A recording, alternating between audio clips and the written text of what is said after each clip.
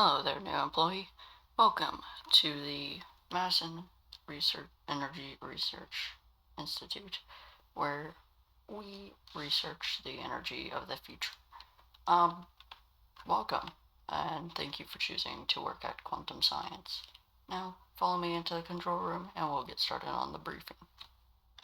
And here we have the dark matter reactor, a powerful being understandable to only us. Now, this reactor is technically a fusion reactor with its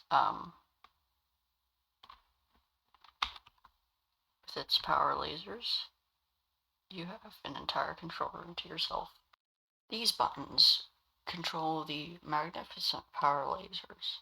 4 is 100%, 3 is 75, 2 is 50%, 1 is 25, and 0, as you may know, is 0%. Along with the power lasers are fuel cells and neutron bombardment units. 1 through 6 for power lasers and neutron bombardment units. There's only 3 fuel cells.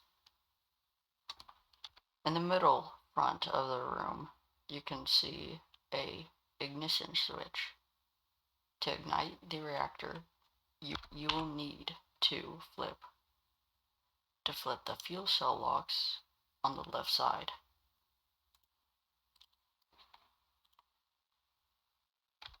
After you flip the fuel cell locks, then the next thing is to flip the power lasers feed water pumps 1 through 4.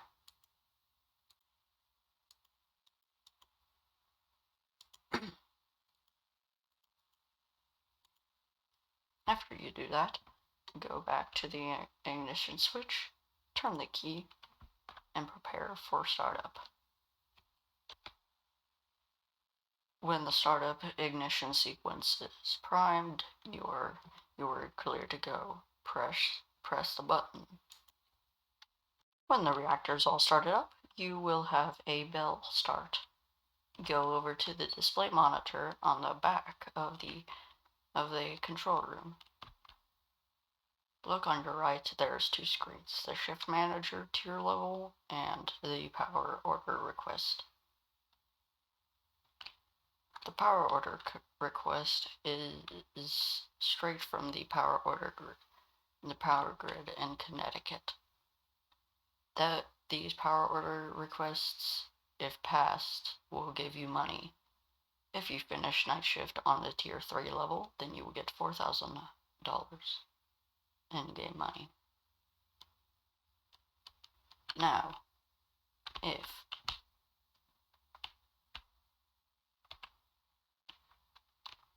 you look out here, then there is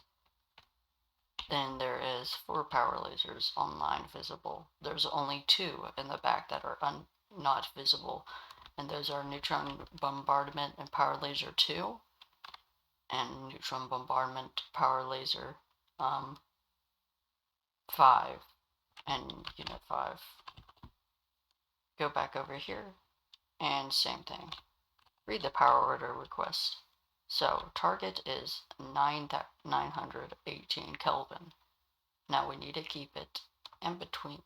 That's our target. The maximum would be anything 83 degrees above. So, anything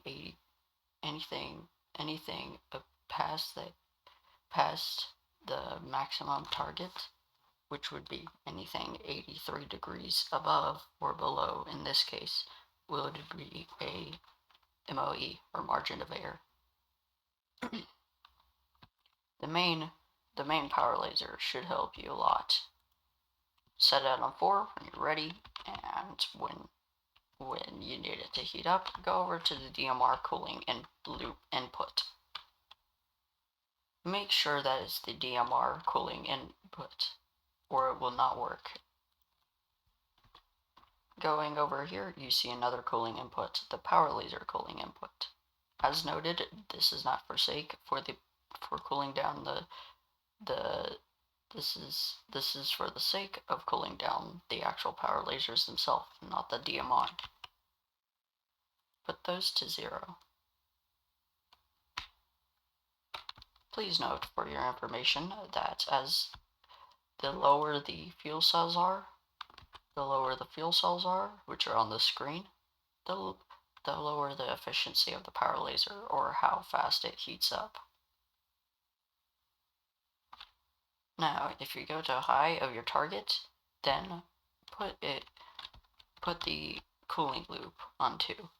If you go way too high, or the reactor goes into a supercritical state, which is past 3,500 Kelvin, then activate one of these relief valves.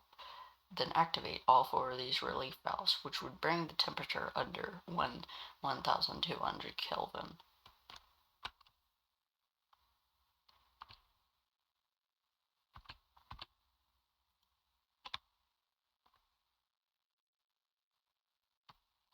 If you go back here, then you could see a time that you're supposed to hold it for.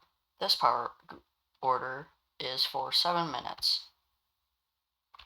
So let's go ahead and let it cool down for a bit, as we are 4 minutes till we are done holding. Night shifts are usually from 10 p.m. to 6 a.m. The clocks in the DMR control room are off, to say the least.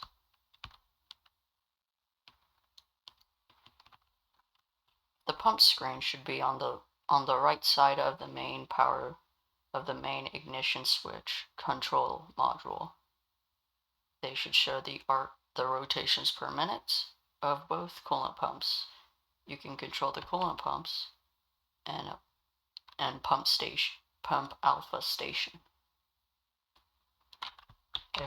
If the intake valve or the outtake valve are both closed, or one of them are closed, then the pump will not run. If you pass the power order grid, then you will get points. On tier 2, if you get to 100 points on tier 2, you would move up to tier 3. If you fail the power grid order, though, you will be knocked down. Your points will be reduced.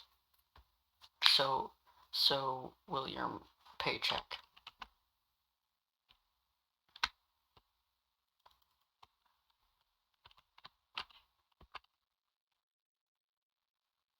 Go over here, we can see that I'm way below the actual target that we need to be at.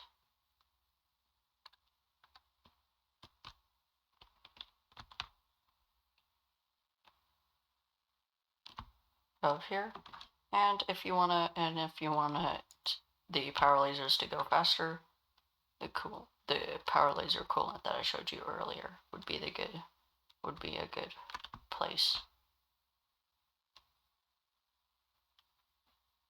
As you can see, I failed the power order and I did not get my paycheck.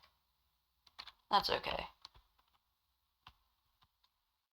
Now let's talk about supercritical and runoff states. Now, there is 2 parts to this. There is a part where the dark matter reactor gets below a certain temperature and it has a combustion stall. A combustion stall is where the entire thing shuts off due to the temperature being too low to keep a nice fast temperature for the dark matter inside to mix with the power lasers. The neutron combustion bombardment units will shut off automatically after you go way below 250 Kelvin. And meltdown is when your integrity drops to 10 or below 10.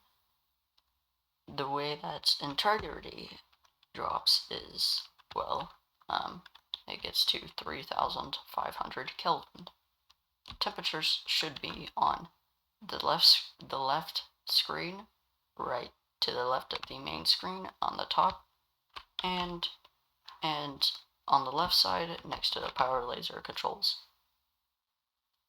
So will the core integrity. Core integrity must be kept up at all times.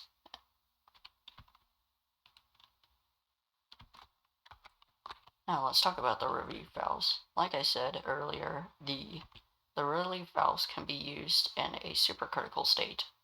Just pop them on as long as you have enough coolant. Pop them on, and they should, regardless of the power laser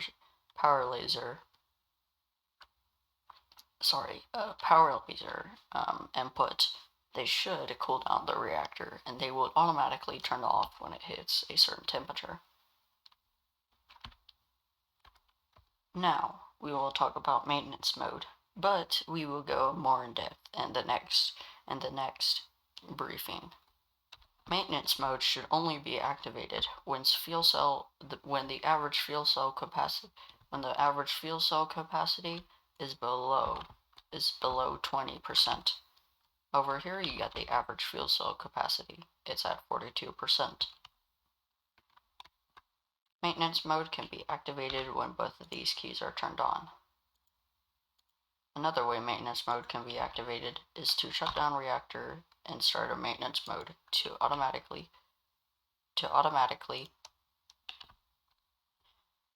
fix up the reactor if it reaches a supercritical state. Shutdown codes would be in a random area of the facility each time, due to the secretness of this facility.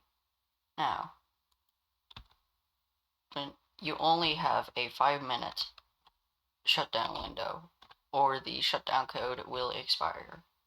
The shutdown code will be placed to the left of the shift manager and the power order request screens.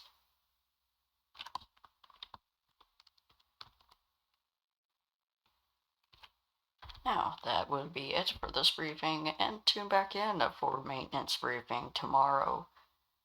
We will talk all about the maintenance mode and how to recharge fuel cells, and also how to switch out fuel cells from the actual DMR itself. Thank you for choosing Quantum Science, and have a scientific day.